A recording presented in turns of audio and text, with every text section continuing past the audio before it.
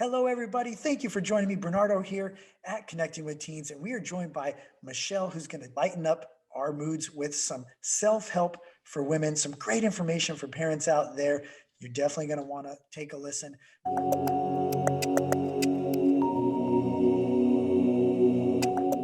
Michelle at Let's Go Life Coach, what are you doing on Instagram? How are you helping parents?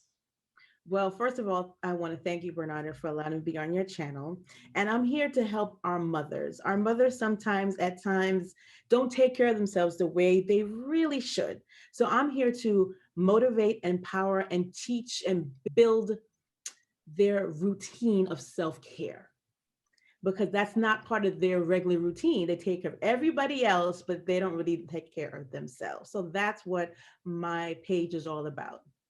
And you're right, you hit that nail on the head of a lot of times a mother is the last one to receive that necessary break. So what would a mother out there do to build that self-help into a routine so they're getting it all the time? So the first thing always comes to mind. We always give our children a bedtime. And I say, what is your bedtime, mom? So your routine now is you have to set a bedtime. If your children go to bed at 8, 10 o'clock is your bedtime. And sticking to a routine, just like you teach your children, is just as healthy for you as a mom. When you don't have a regular bedtime, you're going to bed at 2 a.m. and waking up at 5, your energy level is low. You can't really stay on the schedule. You're already stressed out because you didn't get enough sleep. Weight gain sometimes, ladies. Sometimes we lose weight because we're not eating properly or sleeping properly as well. So that's one thing I want our mothers to think about.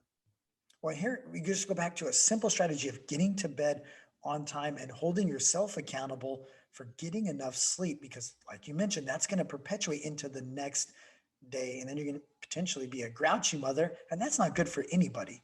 No, it's not good for anybody. We want to be empowered and motivated, not only for ourselves, but the people that we come in contact every day. And if you're grouchy, you're not being really useful that day. So set that alarm clock, bedtime, get to bed. And the other thing I want people to start thinking about is, who are your supporters? Who are your cheerleaders?